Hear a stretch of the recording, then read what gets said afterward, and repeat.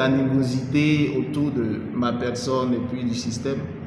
Et là, je mets en place un mode de fonctionnement. Les dimanches, normalement, c'est le jour où travaille le prêtre. Normalement, tout ce qu'on doit faire, c'est lié au sacrifice, c'est lié à l'encadrement des fidèles.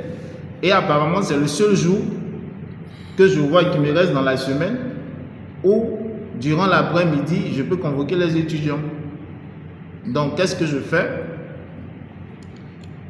Au lieu de dire, pour cette année, chaque étudiant choisit un sujet, je choisis une thématique, je fais les thèmes de référence, je fais assortir 4 axes et maintenant je ventile le document avec les groupes et là je donne pour mission à chaque encadreur de se servir des axes et de trouver des sujets à les étudiants.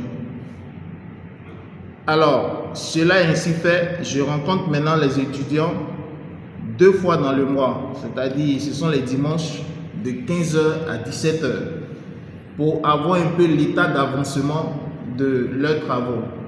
D'abord, je recueille tous les sujets, je les passe au peigne fin avec les sujets qui ont été déjà présentés les années précédentes pour voir s'ils n'ont pas les mêmes sujets qui se répètent. Et 2 mois après, je recueille maintenant les problématiques et la construction de l'objet avant les résultats pour voir si ce sont les mêmes constats qu'on peut retrouver dans les autres documents. Donc c'est à partir de là que je valide les documents et maintenant je demande aux étudiants de commencer à croiser leurs données pour présenter leurs résultats.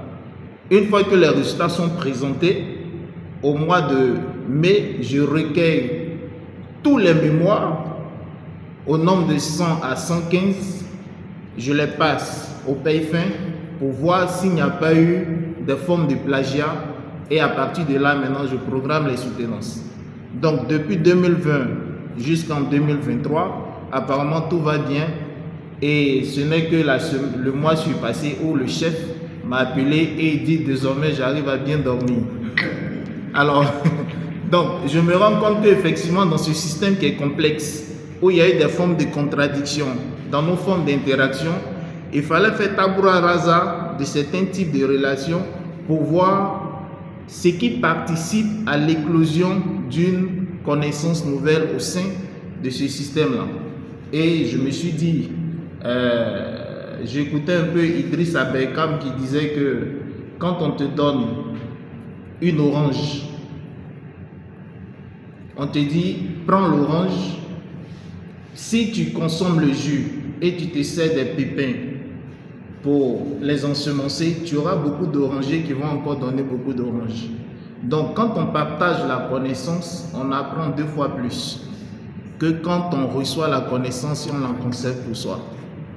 Donc du coup, je me dis que en se servant de ce qu'on apprend et ce que nous sommes en train de recevoir comme formation sur les paradigmes,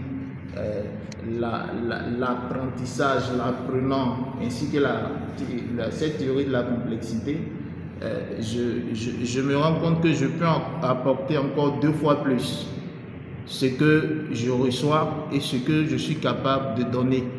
Donc la capacité de pouvoir donner m'anime encore davantage, non seulement au niveau de l'université, qu'au niveau de ma paroisse. Donc voici un peu l'expérience que j'ai eue. Et quand je vois la complexité, je vois qu'effectivement, mine de rien, c'est ce qui a prévalu durant ces quelques années-là et ça continue.